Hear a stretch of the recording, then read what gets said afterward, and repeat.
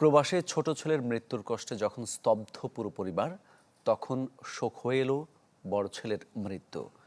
মর্মান্তিক এমন ঘটনা ঘটেছে চট্টগ্রামের ফটিকছড়ির ভোজপুর তালুকদার পাড়া এলাকার বৃদ্ধ ফুলমিয়ার পরিবারে।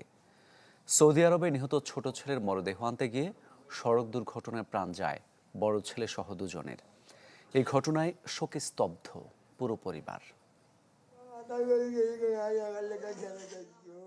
প্রবাসে মারা যাওয়া এক ছেলের মরদেহ আনতে গিয়ে দুর্ঘটনায় আরেক ছেলের মৃত্যু। জীবনের পরন্ত বেলায় দুই সন্তানের মৃত্যু শোকে বৃদ্ধ ফুলমিয়া আর তার স্ত্রীর এমন বুক ভাঙা হাহাকার।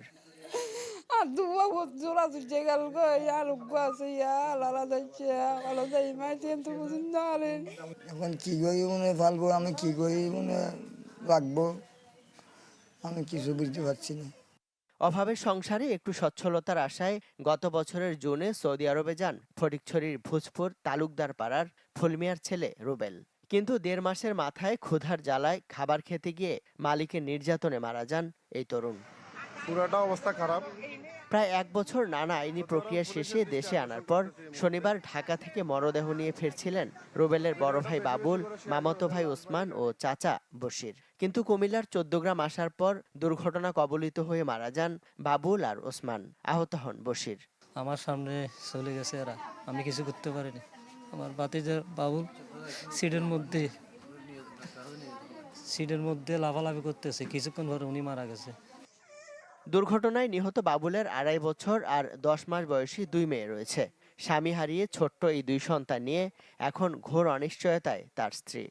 ওকে বলতেছে বাবা কোথায়, ও বলতেছে ওনার বাবা বাজারে গিয়েছে লাচ্ছি আনার জন্য। ও তো আর কিছু বলতে পারতেছে না, ও তো শুধু বলতেছে ওর আব্বু কোথায়, ওর আব্বু কোথায়। শোকে স্তব্ধ ওসমানের পরিবারও। সংসারের বড় অবলম্বন হারিয়ে শোকাতুর স্বজনরা দিশেহারা ওসমানের ছোট্ট ৩ সন্তানের ভবিষ্যৎ চিন্তায়। ওদের দিকে তাকাইতেও পারতেছি না, এখন কি বলবো। আমি নিজেও তো আমরা নিজেও তো শোকাহত। আমার ভাই ওনাদেরকে ছুটো রেখে আমার ভাই মারা গেছেন।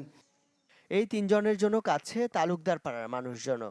তাদের অভিযোগ, বিদেশে নির্যাতন করে কর্মীকে দেশে ফেরত পাঠানোর পেছনে সক্রিয় একটি চক্র। পরিবারটা এমনি নিঃস্ব, জীবিকার তাগিদে বিদেশ গেছে পরিবারটা একটু সচ্ছল হওয়ার জন্য। দুঃখের বিষয় ওখানে আর বাপ তাকে নির্মমভাবে নির্যাতন করে মেরে ফেলছে। ওই বিষয়টা এটা হচ্ছে যে মানে ওকে নির্যাতন করে ওখান থেকে বাগাই দিবে, এরপর আরেকজন লোক ঢুকাবে। কার এটা হচ্ছে দালালের চক্রান্ত, যে দালাল এখান থেকে নিয়ে আর ওই আরবাফকে দিছে, ওই আরবাফে ওকে ক্লিয়ার মানে একদম মেরে ফেলছে। ধার দেনার ৪ লাখ টাকা দিয়ে রুবেলকে সৌদি আরব পাঠিয়েছিল পরিবার। শোকের সাথে পরিবারটির সামনে ঘুরপাক খাচ্ছে সেই দেনার চিন্তাও। ইমদাদুল হক, চ্যানেল 24, চট্টগ্রাম।